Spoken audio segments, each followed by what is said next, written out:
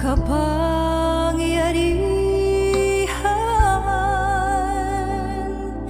ikaw ang pinagmulan. Suliranin man ay dumating, ikaw lamang, O Diyos, ang sasambahin. Panginoon ko, sa iyo lamang mananatiling kailan pa man. Suliranin man ay dumating, ikaw lamang, O Diyos, ang sasambahin. Panginoon ko, sa iyo lamang mananatili kailan pa man.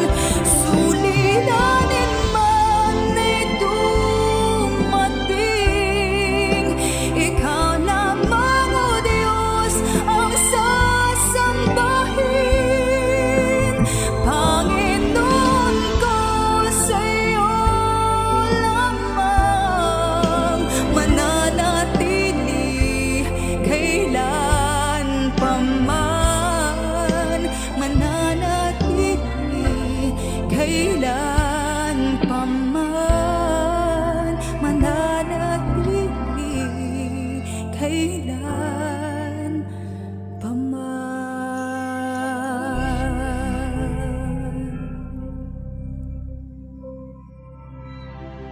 Isang magandang araw po sa bawat isa. Welcome po sa ating prayer covenant. Ito po ang inyong lingkod, Reverend Leonora Macaday. Ang teksto po na ating pagbabatayan ngayong umaga ay matatagpuan sa awit 133 verse 1. Sabi po dito, napakaligaya at kahanga-hanga sa ating pagmasid, ang nagkakaisa at laging sama-sama na magkakapatid. Tayo po ay manalangin sandali. Panginoon, sa oras na to, kami po ay patuloy na humihingi ng iyong patnubay, yung binal na Espiritu Santo ang siyang patuloy na manguna sa amin. Samahan niyo po kami, Panginoong Diyos, upang maunawaan po namin ang salita mo na nais para sa amin ngayon. Sa pangalan ni Jesus, Amen. Marami tayong naririnig na kasabihan o hindi naman natin nilalahat na may mga kapwa tayo Pinoy o Pilipino na sabi ay utak talangka. Hindi naman lahat tayo papayag na ganito ang ating attitude, di ba? Ito ay tumutukoy sa isang individual o mga grupo ng tao na ang may klase ng pag-iisip na, quote-unquote, kung hindi mo makukuha ang isang bagay, hindi mo rin ito maaring makuha. Or your nature na talagang mapapansin natin sa mga attitude talangka. Tingnan natin yung talangka. Noong nasa balde, hirap na hirap umahon sa balde dahil naghihilaan sila pababa. Ganito rin po ang ilan sa atin. O ganito rin po ba ang ilan sa atin na may mga attitude din tayong ganito sa buhay natin? Tularan natin at pinakitang buhay ni Haring David. Hindi niya sinusolo ang mga papuring nakakamit niya, kundi kung ang bayan niya ay nagsasaya, nagdiriwang o nagtatagumpay, silang lahat ay nagdiriwang din kasama ng buong mamamayan in David's kingdom.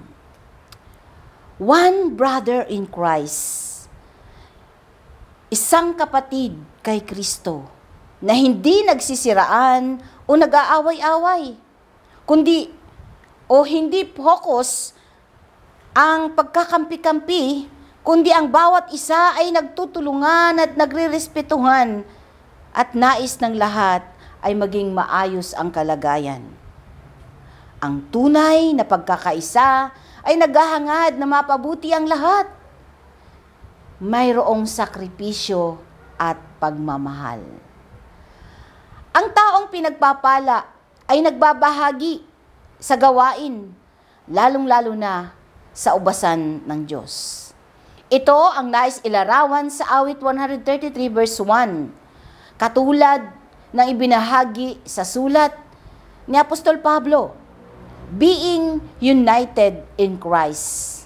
Sabi niya sa Galatians 3 verse 26 to 28, dahil sa iyong pananalig kay Kristo Jesus, kayong lahat ay anak ng Diyos. Ang buhay mismo ni Kristo ay isinuot sa inyo na parang damit nang kayo'y nabautismuhan sa Kanya. Wala nang pagkakaiba ang Hodyo at mga Griego, ang alipin at ang malaya, ang lalaki at ang babae. Kayong lahat ay iisa nang dahil sa inyong pakikipag-isa kay Kristo Jesus. Tularan natin ang nais na ipinaaabot sa atin ni Pablo, ang pagkakaisa, sama-sama, at nagpupuri sa Panginoon. Ito rin ang nais niya sa Colossus 3 verse 14. At higit sa lahat, magmahalan kayo sapagkat ang pag-ibig ang buklod na ganap ng pagkakaisa. Alang-alang sa pag-ibig ni Kristo, pinagbuklod tayo sa pamamagitan ng pagkakaisa. United. Iba-iba tayo ng attitude, iba-iba tayo ng karakter. Ngunit iisa ang layunin. Nung tayo ay binago ng Panginoon, nagkaisa tayo ng layunin. Ang pagkakaisa sa nais, sa purpose ng Panginoon. Take note para sa atin, when the times when God turn His eyes and ears to us, we will become victorious and successful in any ways and any means.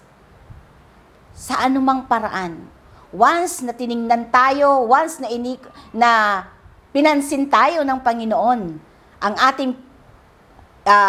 ang kanyang paningin at ang kanyang tenga sa atin, pasasaan ba't nariyan ang tagumpay natin. Sabi nga sa Kawikaan, kayawi ka magtiwala, buong puso at lubusan, at huwag kang mananangan sa sariling karunungan. Sa lahat ng iyong gawain, siya nga'y alalahanin upang ika'y patnubayan sa iyong mga tatahakin. Napakasarap tingnan ang sama-samang magkakapatid na tumutulong, nangangarap para sa gawain sa ministeryo ng Panginoon. Kaya nga nakakasiguro tayong ipagkakalob ng Diyos ang ating mga kahilingan. At dahil dito, makakarinig tayo ng mga testimonyo, pasasalamat at mga papuring nakalaan lamang sa Diyos. Sa pangalan ng Ama, ng Anak at ng Banal na Espiritu Santo. Amen. Tayo po'y manalangin sandali. Pag-pray natin ang mga kapatid natin na may mga karamdaman, mga kapatid natin na nasasaktan at nag-struggle sa kanilang mga buhay pananampalataya. Patuloy kami nagpupulit, nagpapasalamat, O Diyos, sa biyaya mo, na kung saan, Panginoon, pinaalala mo sa amin na kami man ay mayroong nais na pagbubuklod-buklod. Hindi para sa aming sarili, kundi sa bawat kapatiran. Tulungan mo kami, Panginoon, na ang buhay namin ay maging kalakasan sa bawat isa. Patuloy po namin dinudulog sa inyo ang mga kapatid namin na ngayon ay nasa banig ng karamdaman.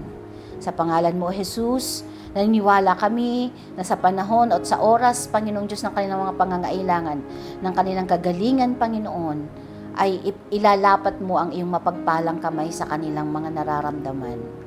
Mula ulo hanggang paa, amin pong itong dinudulog sa inyo. Gayun din sa mga kapatid namin na ngayon, Panginoong Diyos, ay may mga struggles personal, emotional o spiritual, Panginoon. Inaabot po namin sila sa inyo, sapagkat alam po namin, Lord, ang bawat isa ay nakakaranas din ng ganito. Subalit, sabi mo nga, kung kami ay sama-samang nananalangin, sama-sama rin kaming makikita ang tagumpay sa mga anak mong ito. Kung ang tagumpay na ito, Panginoon, ay hindi lang sa kanila, kundi tagumpay mo, tagumpay ng lahat, Panginoon. Lord, sa araw na to, kinukumit po namin ang aming buhay. Samahan mo po kami sa lahat ng gagawin po namin. At tunay nga, O Diyos, na Ikaw ang siyang patuloy na mataas sa aming mga buhay. Ito po ang aming samot dalangin sa tanging pangalan ni Jesus. Amen.